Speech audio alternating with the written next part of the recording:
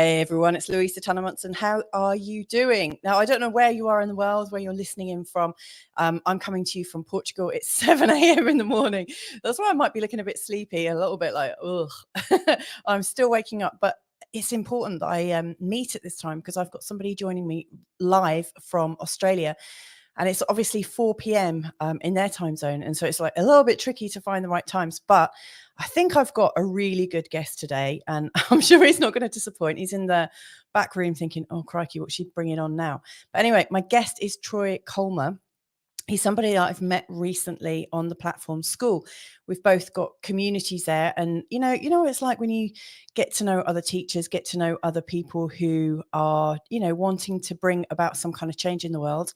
And so we've been having a conversation. And of course, as you know, I love the law of attraction and anything to do with manifesting, anything to do with changing our lives and being a direct creator. So I've brought him on today to find out a little bit more about his journey. And if you want to join us live in the chat rooms, please do just throw in a comment or two. And he's really happy to answer any of your questions. So let's bring him on now, shall we? Hey, good morning. Hello. Good afternoon for you. How are you doing? From Australia. I'll have to speak a bit slower, do I? No, not at all. Us Aussies, we speak too quick. Do you know what? I understand you perfectly. It's fine. Yeah. So how's it going? Yeah, great. Yeah, I've on this exciting new journey over at school. It's excellent that I actually got to meet you. So it's such a weird concept, isn't it? That it's not that long ago. It's only, about a week or two. Yeah, no, but I mean, like 20 years ago, when before phones, or the internet, like, that just wouldn't have happened. And like now, I just go and join school, and then I thought, oh, I'll go around and look around and see what's on, and then how the law of attraction thing works. Yeah. And actually, I can tell you the story how I got to be on this podcast. I was the guy called Ted. He put a thing called podcast, and then and I said, oh, I've only just started my podcast journey. And and then this young kid, he's from the Philippines, and I said, I'll have anyone on my podcast just to, get the runs under the board. And the young kid from Philippines, he goes, oh, I'll come in your podcast. I said, no worries. And then another lady commented onto the podcast, onto that comment, how they have the comments on it. That's sort of like Facebook, I suppose. Yeah. And then she said, well, why would you have someone on your podcast that's not in alignment with what you're doing? I said, but you don't understand the law of the universe. So what happens with the universe? You can't know what's going to come. So if you're given something, if a door opens, you have to take it. Yeah. And so I took the door, right? And it turns out the young kid ended up being sick. But straight away after that, I ended up chatting with you, and then now I'm on this podcast, and then I've been on 3 others. So I've been on since I opened that door. Of 4 podcasts I've been on. It's great. Yeah, that's really great. I mean, I was so curious because I've loved the law of attraction for years, and in fact, as a kid, I used to do well. I noticed quite a few times that there were some big changes I went through when I had this really strong feeling of clarity that something was going to happen, and I kind of made an announcement that something was going to happen, and then I just totally forgot what I'd said. And then like a year later, all of a sudden, boom, there it was. And I was like, oh my God. And I thought, wow, it's so strange. I can say things, and then a short while later, after I've forgotten about it, it comes true. And I'd forgotten about it. And then when I sort of started learning about the law of attraction about 15 years ago, with like The Secret, which is how most people hear about it, isn't it? First of all. And I was like, hey, I used to do that. And that's when I was thinking, well, actually, kids do that, don't they? They naturally gravitate to things that they love doing. They naturally use their imagination and all these wonderful characteristics that they've got.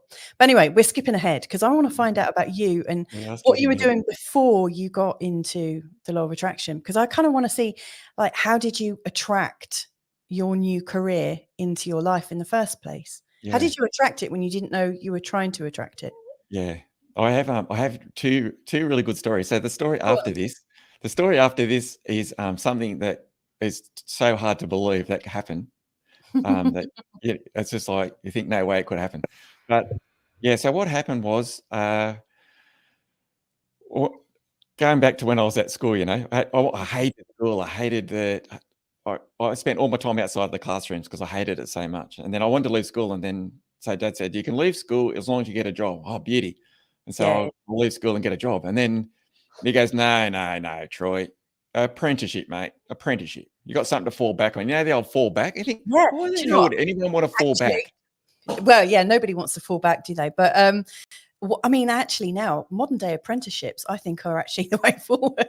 Yeah, probably. It'll be the only job not taken by AI. Yeah, exactly. Go on, Yeah. carry on. So, So anyway, and so there's only like a plumber, a bricklayer, a carpenter, an electrician. I went, oh well, I suppose I'll be an electrician. And so then I ended up being an electrician, but I never wanted to be an electrician. And so but I was actually really good at my job. And then I had my own business from 1996, and that was really, really like I had a pretty good, like excellent business. yeah. But I hated it. Like, although I was really good at it, and I couldn't stand it. And anyway, this day about 8 years ago, I was just me and an apprentice. I had a couple other people, but then I ended up just going back to me and the apprentice because it was just too much dealing with people. Yeah. And that's right. So the other apprentices had the other tradesman apprentice and that they're gone, and so I got these new apprentices. Anyway, so I had this big day planned. Yeah. And so the apprentice rings me up a brand new apprentice. I only had him like 5 days or something. No, 2 weeks. I think 2 weeks, but he'd been sick 5 days of it. Yeah. And he rings me up this morning, goes, I'm not coming in today, I'm sick. Oh, great. And so straight away, I had this massive day and I really needed a hand. Yeah. And so I've gone, so I've gone to the job. And then this other kid has sent me an email and said, I'm looking for apprenticeship. So I rang him that day and I said, hey, Ben, do you want an apprenticeship? He goes, oh, yeah. And he'd worked all night. And he goes, yeah, all right. And I said, he goes, when do you want me to start? I said, today. I said, get in the car.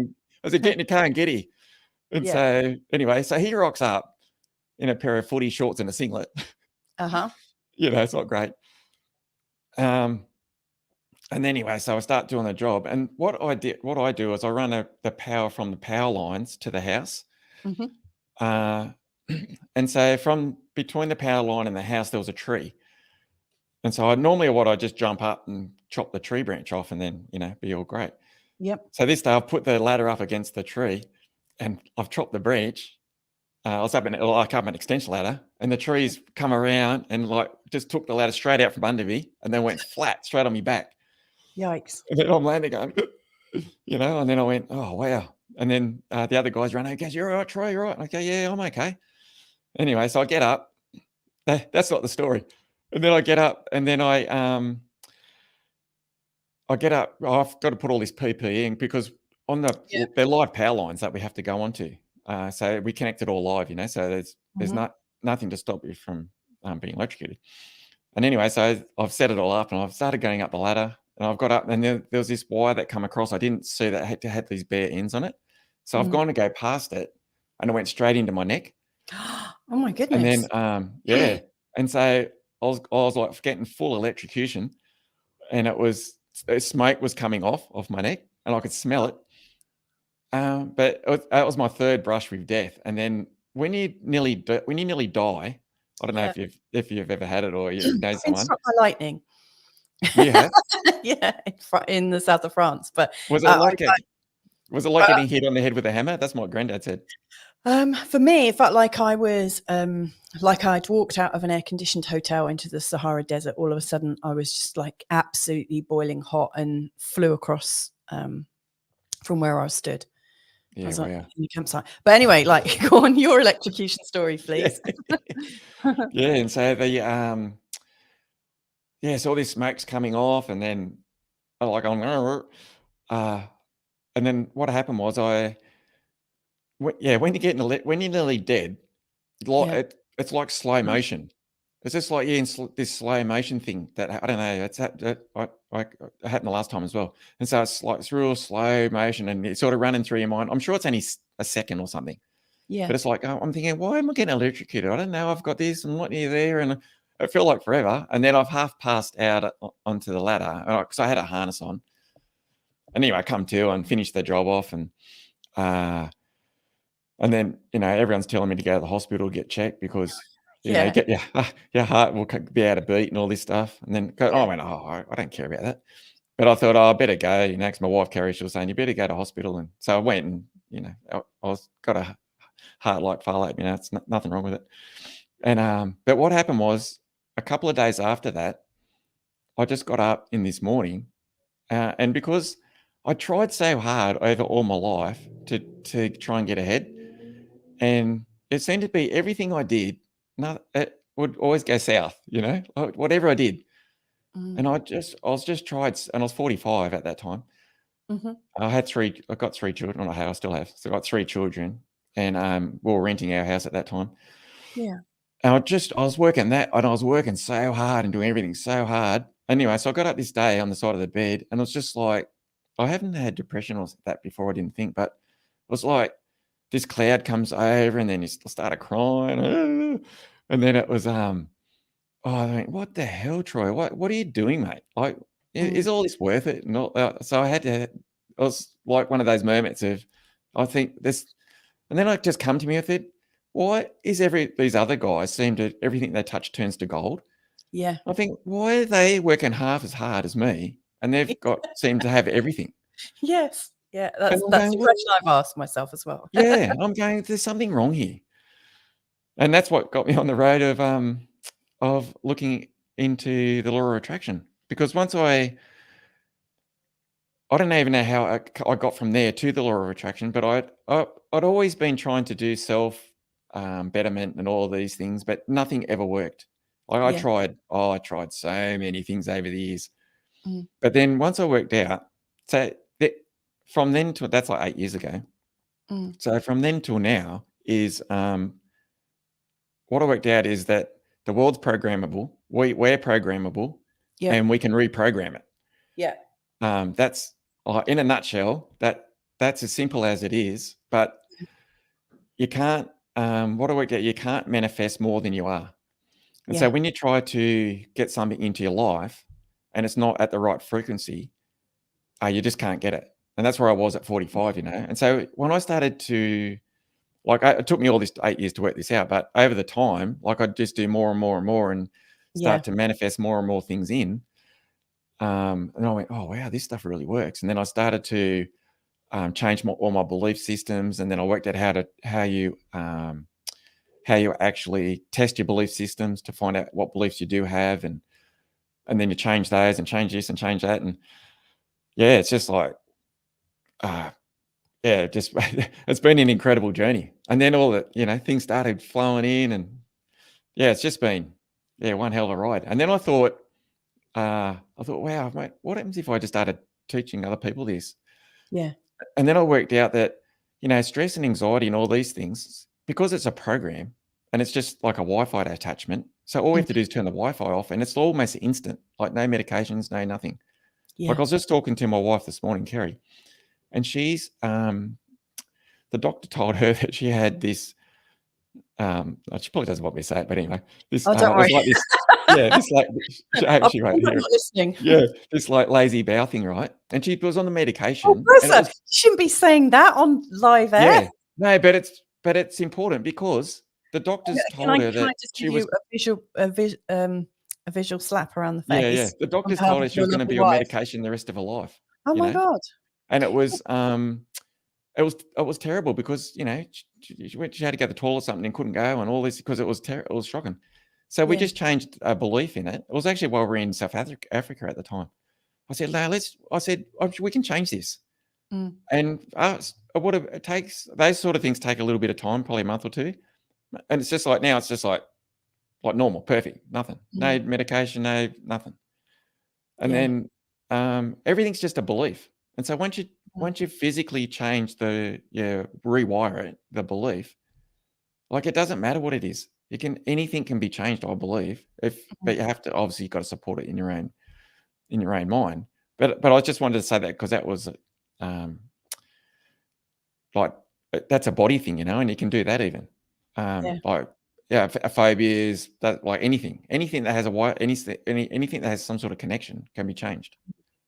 Well, I love that. Thank you for sharing that, Troy. I love that on so many levels. First of all, I trained in NLP, and so like hearing you talk in terms of wiring, connection, programs, NLP is the same that's stuff. perfect. That's absolutely perfect. And the thing that I think started it all off was that brilliant question, like, why do other people have more than me when they work half as strong as me or half as much as me? Like that first question, that first observation that something's not quite right, where you become really real to the polarity, you can become really real to the cost of what you're doing and how it's going for you. And a lot of people try to avoid that question, don't they? You know, a lot of people will do anything to avoid that question, you know, and I think that's why so many people are so distracted, aren't they? And so what I hear is that you've learned how to change your belief systems and then test errant belief systems and like work out what's going wrong, where that sort of like missing connection is. And you've made that work for you. Yeah, because the apple seed must turn into the apple tree. It can't not. Yeah, it's programmed to. Yeah, it's programmed like that. You got to think that apple seed, right? Yeah. That's got the whole tree in it. Yeah. It's got the whole tree. It's got all the apples. It's got how many leaves it's going to have. It's got the height. It's got every single program inside that little seed. But once you put the seed, you got to put the seed into the soil. So you need the right soils, which is your environment. So you got to have the right environment. But then you need the action plan. You got to put water on. So you got to have action. But then we don't know if it's going to sprout. Like that bit, we don't know. That's up to the universe. You know, that's where the universe bit comes in. And then we don't know on the way if it's a bad season or this or that. Like there's all sorts of things that can come in. Yeah. So it's lots of variables. I love what you're saying there in terms of the apple tree. And in fact, I'd like to just put a shout out to the people that are listening, that if you'd like to join us and throw in your comments, throw in your questions, please do. I'd really love that. I was reading a book recently with somebody who's very sort of like mind over matter and sort of like programming based. And he was telling me about an experiment. I was saying, like, he was telling me, I was just reading it, you know, he wasn't telling me. As I was reading it, like this story was transpiring that a chicken egg had it was whilst it was in the sort of like hatching stage, or before then, it was programmed with the vibration of a duck. Now I can't remember how they actually programmed it. It was like a little bit with a light and something to do with a duck. It was part of like a biological scientific experiment. And when this bird did hatch, it was like a chicken with webbed feet. Yeah, right. And as I was reading this book, one of the things that transpired was most animals, in fact, every animal apart from pretty much humans, they live something like 4 to 5 times their the length of their adolescence. So, for instance, you know, if you think about most humans, we should we should live something like 8 to 10 times the length beyond our adolescence. So I think wolves can live up to sort of 40 or 50 years. Parrots can live up to like hundreds of years and stuff because they have a longer period of adolescence. And with our adolescence, you know, where most kids don't hit puberty until, say, like 15 as an average point, we should be living to something like 200, 300 years. Yeah. Well, and for some reason, we're the only creatures on this planet that don't. Well, yeah. Well, that's another rabbit hole, isn't it? Yeah, it's a massive rabbit hole. But I mean, it's kind of like evidence of our beliefs. Like we're told from an early age that, you know, good health is managed by doctors. And you're told that at school, and like your wife, you know, like most people, when they go to the doctors, they believe what they're told because there's something in white coat, and we've been taught to revere white coats and qualifications and stuff. But you're telling me that in your experience, you've learned that what you believe is what determines your outcome. Yes, because we've got our microbiome, right, is controlled by our thought pattern as well. And so that microbiome is like your little soldiers. Yeah. And depending on what you want to, your thought patterns is they create the thing inside your body. Yeah. Yeah, so like it's all everything's interlinked. Everything matters, you know. This is the thing, like everything's interlinked. And even if you're eating something, that's why there's a very good YouTube uh, TED talk, and it says, "What's the perfect diet for a human?"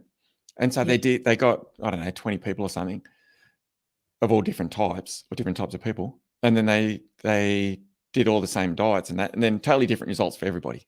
Yeah. And so in the end, it says there is no perfect diet because it's all on belief. And because if you, depending on what you're eating, if you're eating chocolate, because we all love chocolate, if you're eating chocolate and you'd believe that thing can heal every part of your body, and you really believe that to your core, Yeah. well, it has to, like it can't not. But then if you believe that you're going to eat chocolate and you're going to get fat, well, then you're going to get fat. Yeah. So it's whatever you not every.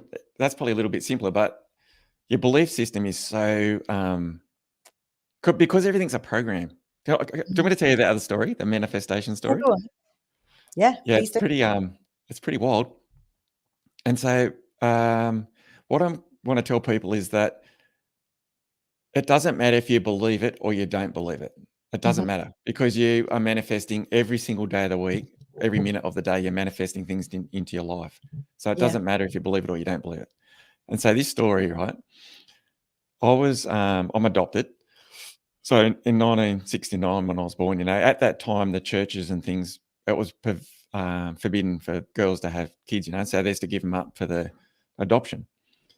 And so my birth father, he didn't know that I was getting adopted. And so he's in the waiting room when I got whipped out the back to get adopted. And so from there, and then he spent the rest of his life right looking for me. So that's one side of the story. And so the other side of the story is I got adopted into the Colmer family that I am now. But my first mother till 10, she was a very violent lady. And so every night I would dream about what my real parents would be like and what sort of life I'd have. And so I'd be manifesting this in my mind until I was about 10 until they got divorced. And so then now fast forward to 17 when I got my apprenticeship. And so I met my mate Johnny at apprenticeship school. And so I used to go stay in his house from when I was 17 at Charmhaven. And then from there, so I fast forward from there until 40. And my wife Carrie, she's watching this movie, show on TV about finding your birth parents, you know, about adopted people. Yeah. And so I didn't know. I didn't ever thought about finding. I didn't really care, you know. And so she sent a letter in to the adoption people and said, you know, what about Troy if he can find his parents? And sure enough, because Wayne was looking for me, you know, so they sent back, yeah, we've got the father. And so Wayne, and so I didn't know Wayne. Wayne didn't know me. We'd never known each other. I didn't even know if he lived close or far away. I had no idea because I was sort of born in Sydney. Yeah. And then I'm on the Central Coast. It's only an hour away, but he could be anywhere, you know. So it turns out, right, that was at 40 that we met him and we were talking. And then he started talking about, you know, stuff. And then I said about being an electrician and Johnny, and he goes, his name's John Foster. He goes, John Foster. He goes, I know John Foster. He goes, I know the Fosters. He goes, yeah. I said, oh, yeah, that's my good mate, Johnny. You know, we met at the thing. He goes, no way. He goes, that house that Johnny lived in, that I was staying in, was the house he grew up in. No way. Not the house next door, not the house up the road, not the house around the corner.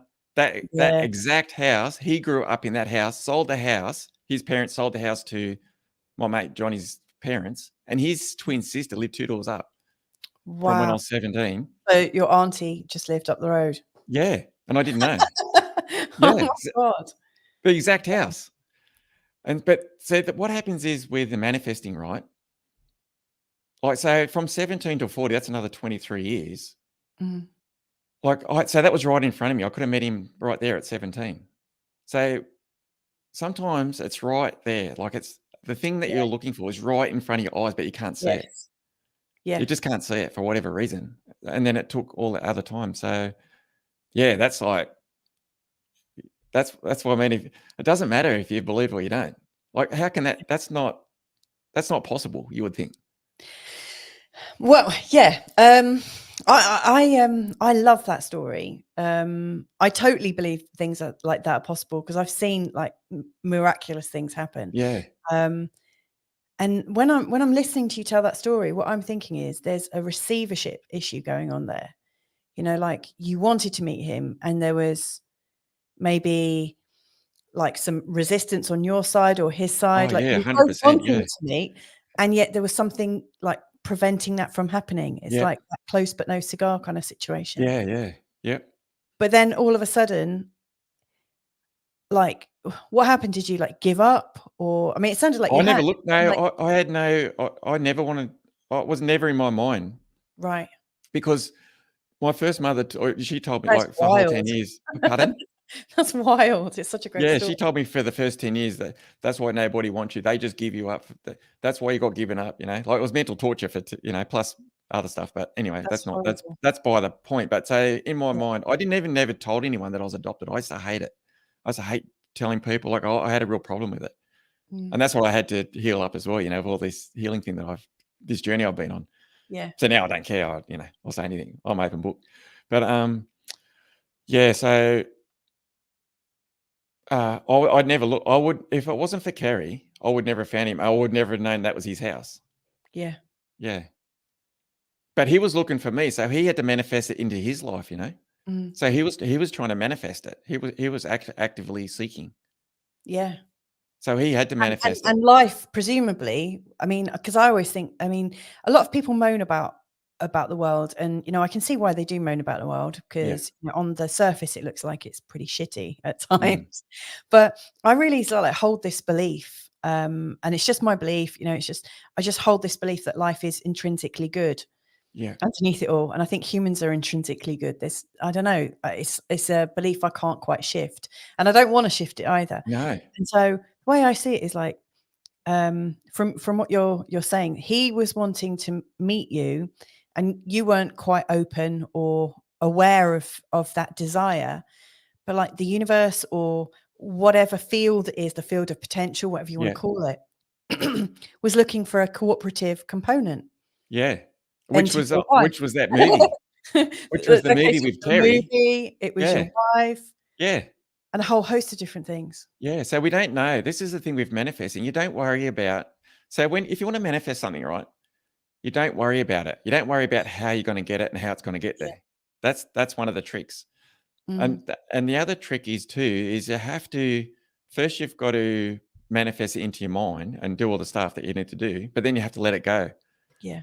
So it's like pressing the enter key, and it has to so the universe can do its thing. But if you keep holding on to it, that you're not. It's like having the seed out the ground. So you've got to plant the seed. It's like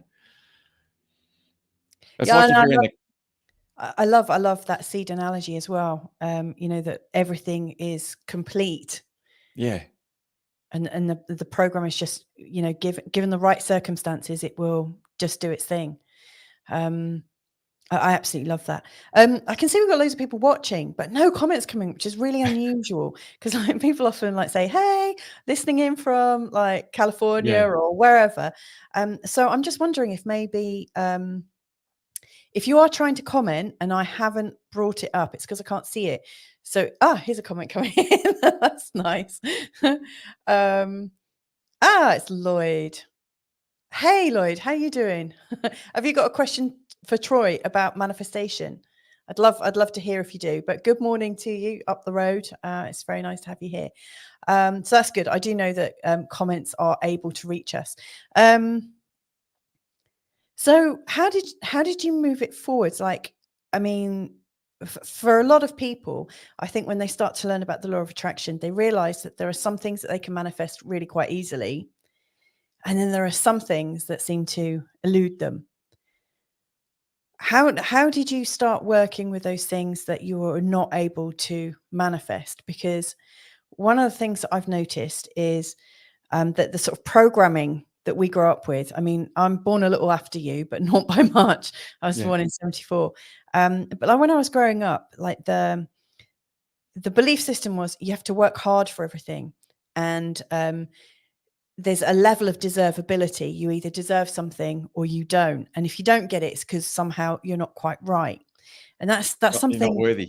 Yeah. You're not worthy. You're not good enough. All that Yeah. kind of crap. And that's the kind of thing that I deal with the people that I work with, because it's Yeah. one of the most pervasive thought patterns that people have is this, I'm not worthy of it. And yet I remember before I met my husband, I've been in a long-term relationship for 11 years and you know, I had this program going that I wasn't quite worthy enough. You know, he didn't want to marry me after 11 years. I was like, flipping heck, what's wrong with me? And, you know, you take it internally, or you can do, and I chose to. And then I was single for 5 years in my 30s and thinking, God, I'm never going to have a husband, never going to have kids. Oh my God, this is like the worst hell ever. And of course, then this kind of desperation comes up because you think, well, I must try harder. And then you see like people that don't seem to be worthy enough, who've got it all. And you're just like, how the hell did they get that really lovely husband? And it's horrible because I think our life is kind of, this world is kind of set up with jealousy, envy, and all sorts of comparisons and stuff. So how do you start working with someone that's got this really pervasive mindset that's really tripping them up? Yeah. And I know you're looking for a complicated answer, but it's You just let it go. you see, like for me, I'm just like such a simple guy, and I like Oh, that's great. I like things, the simpler the better. I don't like to complicate things, and so we can test it.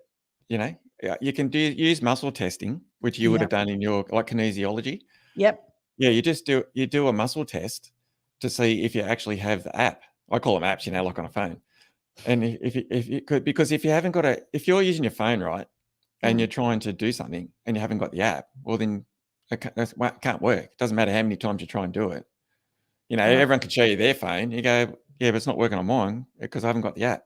Yeah. And so, how we find that out is we just do a muscle test. And so we just ask, do we have like you say, you always have to use the I am. So you would say, I am worthy. So you would ask that question and then you'll muscle test it. And if it's not there, then it's not there. And then you go, okay, then. So then we install the app. So then you do like a physical balance, a belief system change, and an intention of physical balance. And I think like takes can take up to an hour maybe. It's same sort of thing like you do. And then you retest it that it's there. And so then it goes from, so 1 minute you haven't got it, next minute you have got it. But then you have to remember that just because you have the app on your phone doesn't mean that it's going to work. You know what I mean? It's like the Apple seed. So then you still have to go and do the work.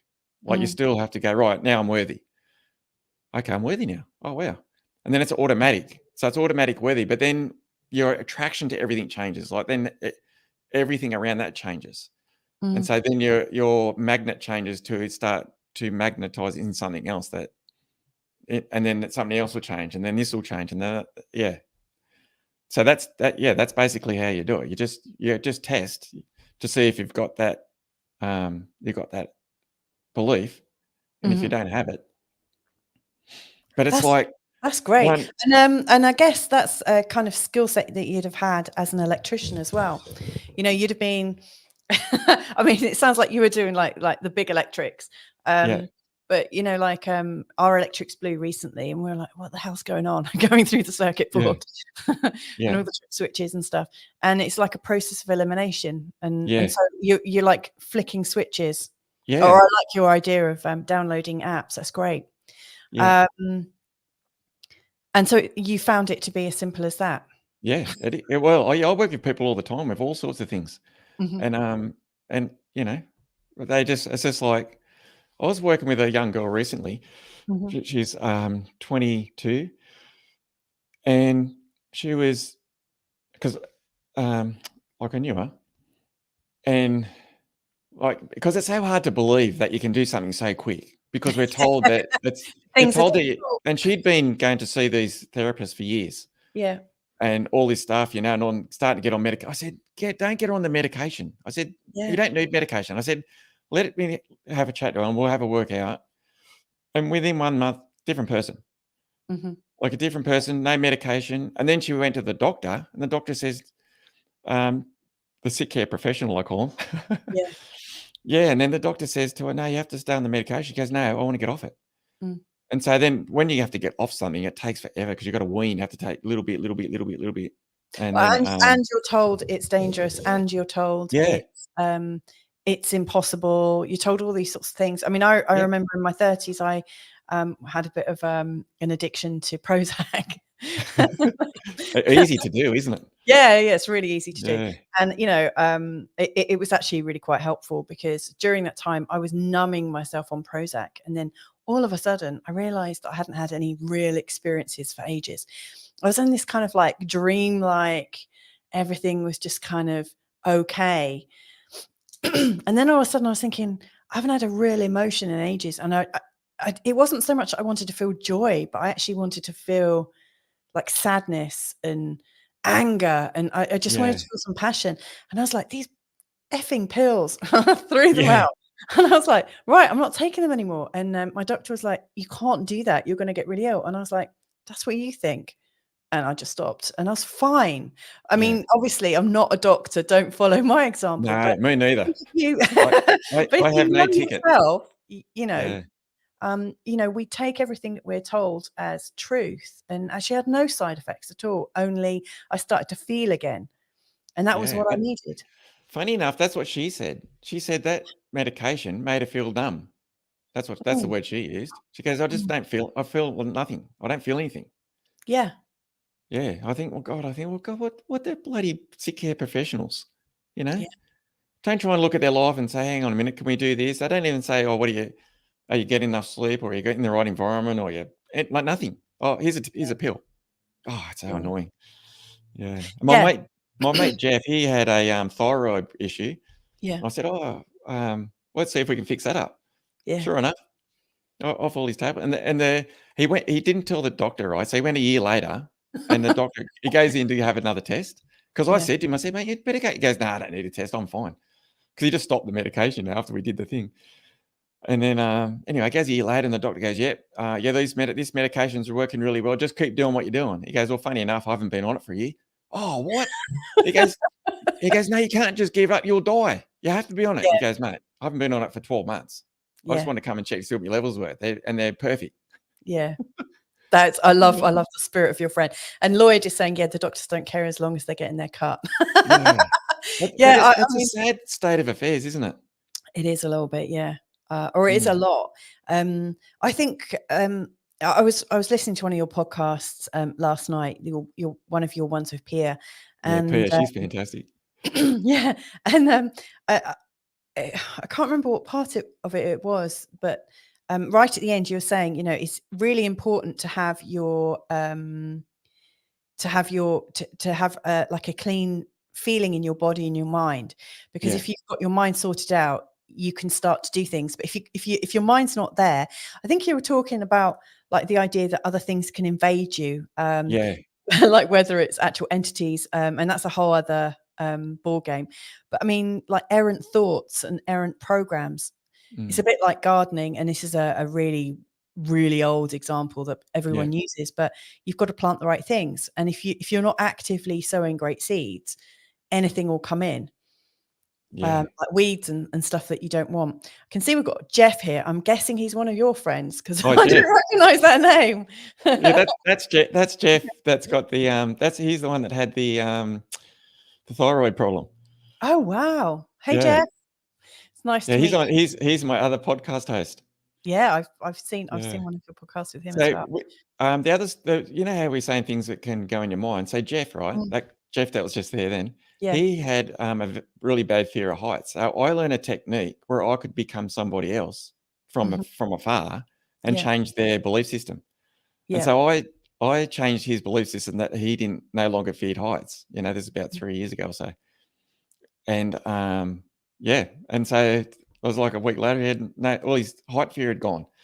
And this is the thing why I keep saying to people, I've only done it twice. I've done it with my other mate Craig as well. And Mhm. just because you can do something doesn't mean you should. Yeah. Yeah. That's good And advice. but that really freaked me out. I freaked Mm. Craig out. And, Jeff didn't really care much, but the So you got to guard your mind, because you don't know if that thought's yours. Mm. Like, this is the thing. Like, if imagine me, like me, I'm just an Aussie dude, just, knockabout bloke, and I'm changing people's beliefs that, Yeah.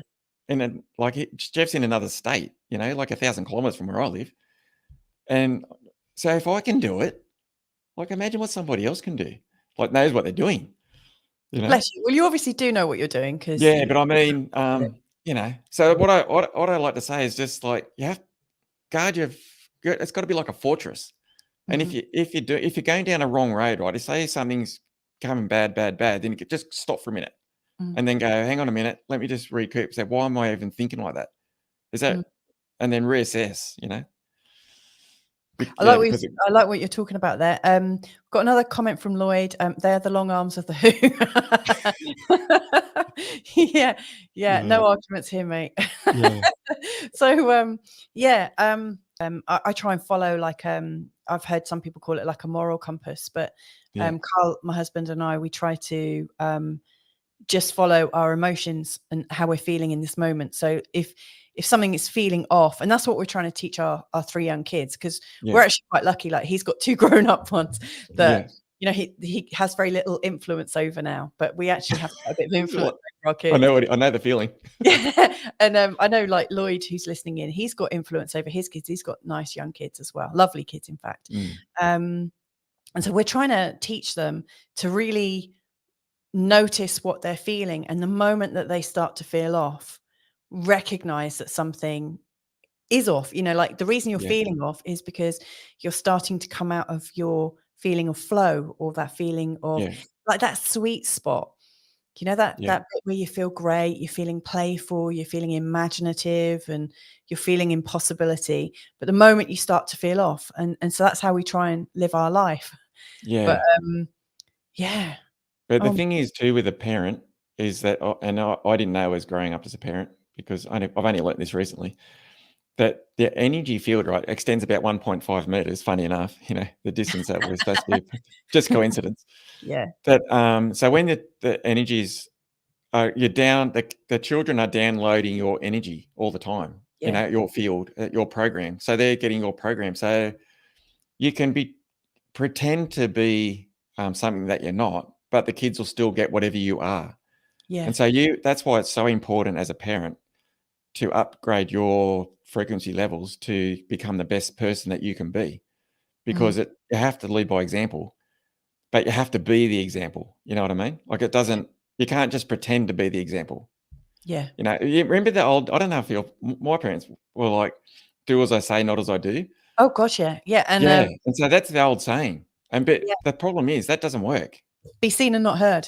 Yeah, be seen and not heard. Yeah. That was one that I grew up with. Yeah. So we had all these things.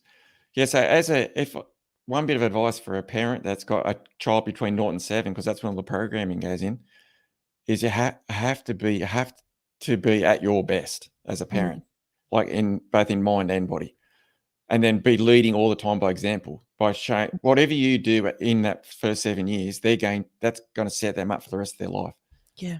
So if you're lazy on the lounge drinking beer, well, Yeah. Well, I mean, to be fair, being a grown up and being an adult and being a parent is a tough job. It's a tough job. It's hard. It's really, really hard. And, the thing is, we are going to mess up. Yeah. I say we, like, I know I mess up all the time. Well, I mean, I get a really strong sense when I mess up, and no disrespect to my parents, but I think, holy crap, I've just channeled my mum, or I've just channeled my dad, and I'm like, and you passed it on.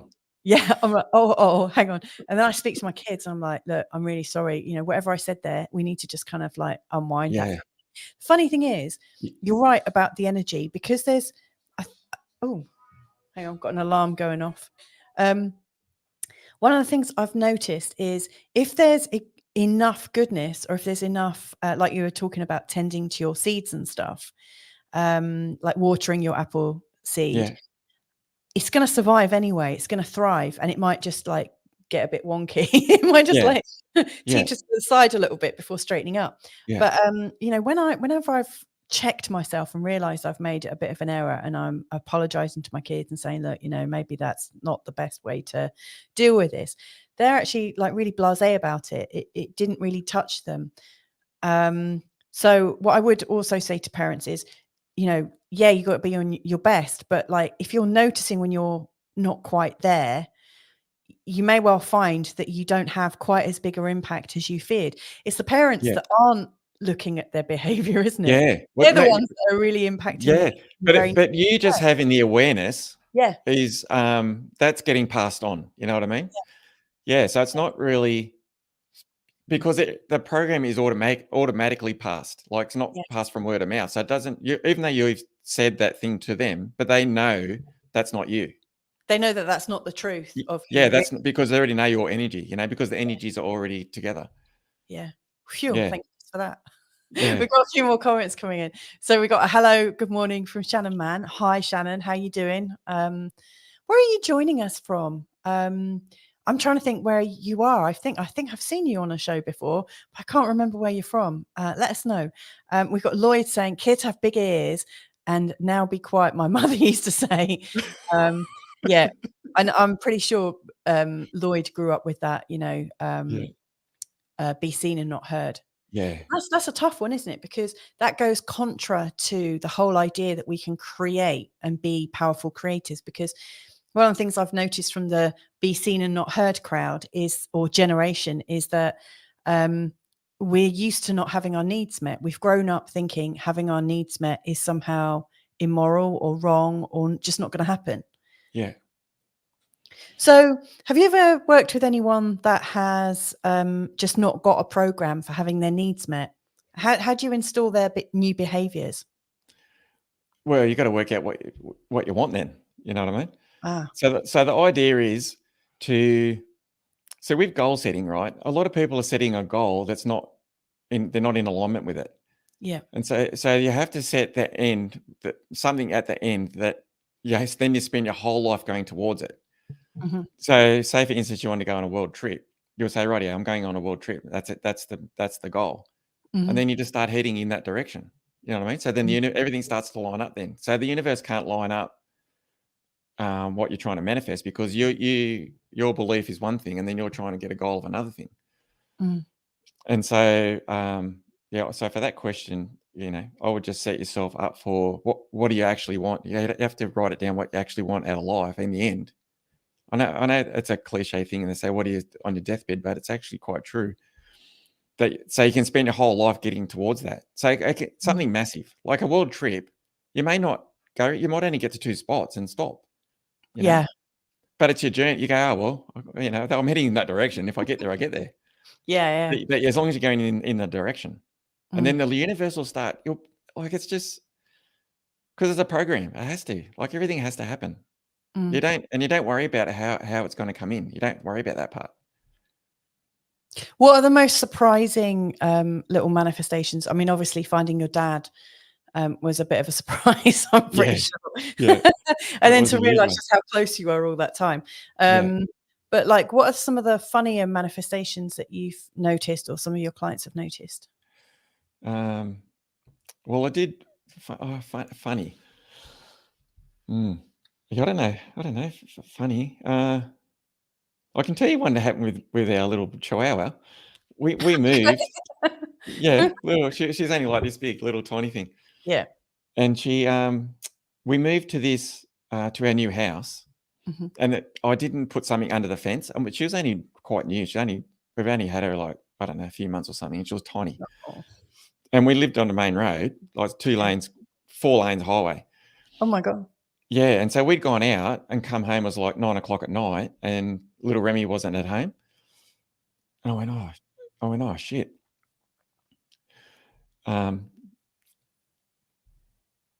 Go on. It's all right. Oh right, sorry. Yeah, I wasn't sure if we better read that. But yeah, so what I did, because I'd only just started learning about the how to manifest things. So what I did, everyone's in a fluff, you know. Yeah. And so I just said, in my mind, I created a reality that I would have her in my arms by the end of the night. I said, right, little Ram, I'll have her back. And then you did all the things and that. And then I just forgot about it. And I said, I'm just going to fix the fence where the hole got out and that. And everyone's running around wild and for about an hour. anyway, Kerry comes back and everyone's crying and the dog's gone. And then I started panicking a little bit. I'm thinking, oh shit, maybe this doesn't work. Anyway, I mean, my Yeah. youngest son, Shawnee, he goes, I'm just going to go across the road, 4 lanes of highway, down through a set of lights through another 4 lanes, down over about another 5 or 6 houses down on the opposite side of the road. He goes, I'm just going to walk along there and see if, you know, I said, and in my mind, I'm thinking, how the hell, that little rat's going to get run over between there and there.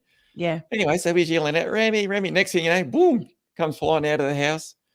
You know, brings it back, and there it is. There I had it. She's in my arms. Yeah. So that was and that was amazing. But money wise, I heard a thing on the radio of this guy that was manifesting checks in, and I went, checks? Oh yeah, righto.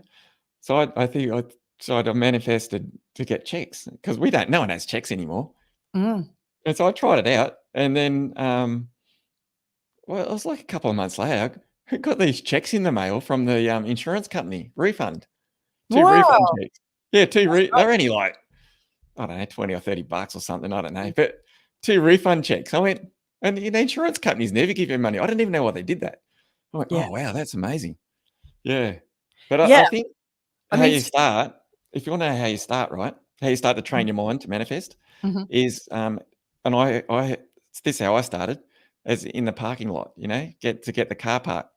So when you're coming up, going to your what was car, your parking angels? yeah, your parking angels, see? Yeah, and my mum says that. Oh, you use the parking angels too? Okay, yes, mum. Yeah. Yeah, that's how you start.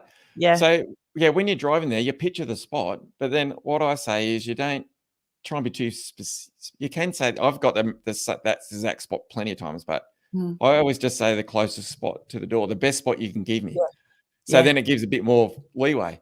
And Yeah. it just, it's 9 times out of 10, and then someone will pull out, you drive and go, God, it's forward. No, this is not going to work today. Next thing you know, beep, beep, someone pulls out, you pull in, you know, go, thank you. But you always got to acknowledge, give thanks. That's the other thing. Yeah. Yeah, so you always have to have gratitude. So after you know that you manifested it, like the car spot's a great one to start because you know you did that. And so then after that, you go, so you sit there and you go, thank you, universe. I say it's the universe, but you could say parking angels or whatever you want to say. You say thank you because then and then the big guy or whoever it is goes, yeah, no worries. What else do you want? You know, it's like the Aladdin thing, you know, go, oh, what else can I give you? You know, they get excited. Yeah. What I'm really hearing there is also trust. Yeah. You know, like it's like and it's funny because like Lloyd here is saying the good thing about not having very good parents is that you shouldn't make the same mistake. Yeah. I actually, that's really like just spot on timing there, because I think one of the things that we get with our parents sometimes is contrast, isn't it? Yeah.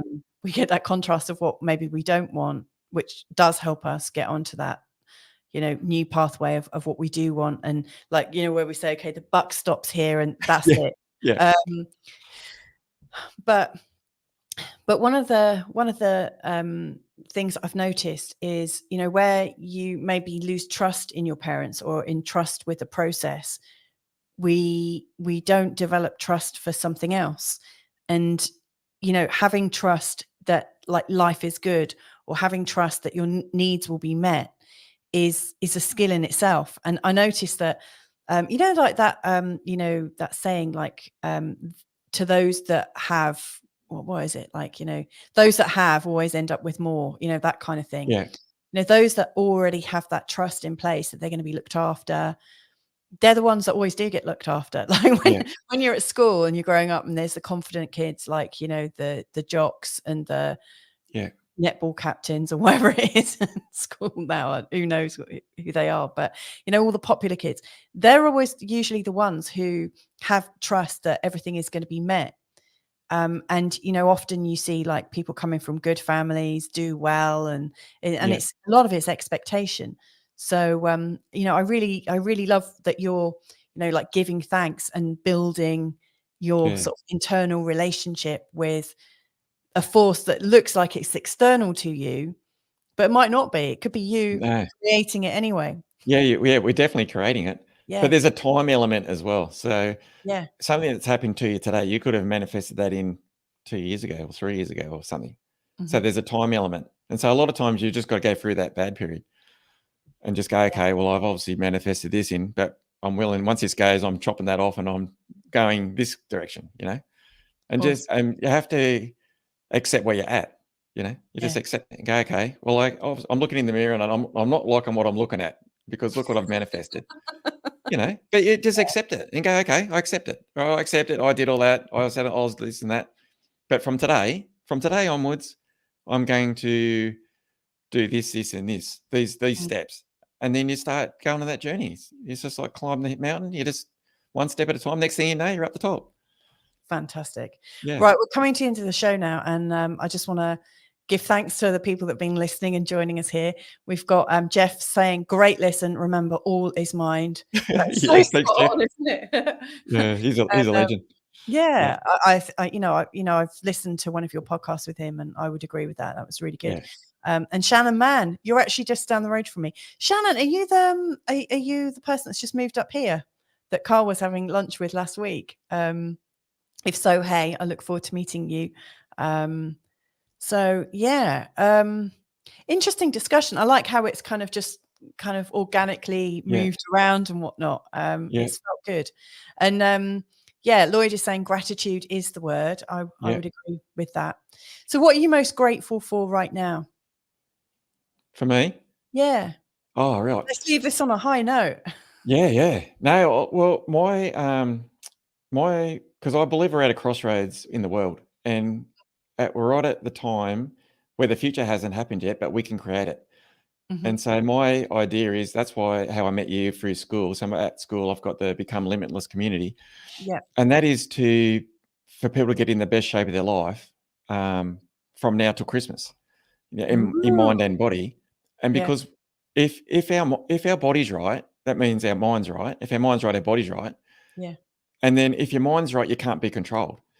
And so then when something happens, you go, hang on a minute, that doesn't make sense. And then we all come together. We need a little percentage of the world to realize that we've got this, like everybody's got this unbelievable power in them to become whoever they want to be.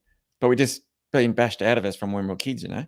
So it's just learning that. So that's what I'm grateful for. I'm grateful that I got electrocuted and I'm grateful that, and I've got a beautiful wife and 3 beautiful children. And I got to meet you today. And you got your I got 3 little trails. And, and I got to be on your podcast. So I'm grateful for that. I'm very grateful that you reached out to me on school. And you never know, like this one chat could help one person. That's what and it takes one. And then that person helps one. And then that helps. And then it's the flow on effect, you know? And before you know, that one's turned into 10. And so that's how I work. And that's what I'm grateful for. Wow. Yeah. Well, thank you so much for joining me today. I'd love to have another chat with you. I really would. Yeah.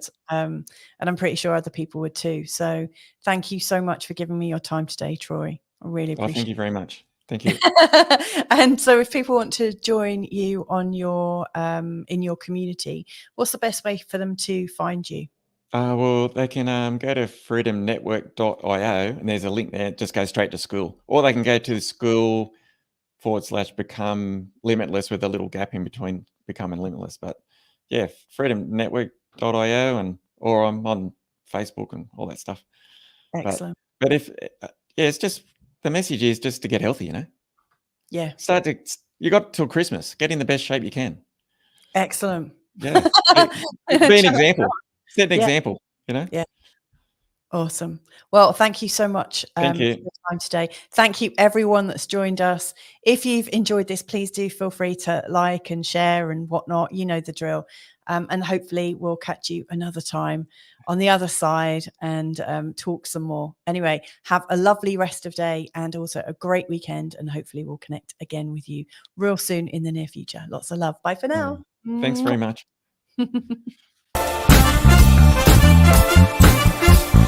Thank you.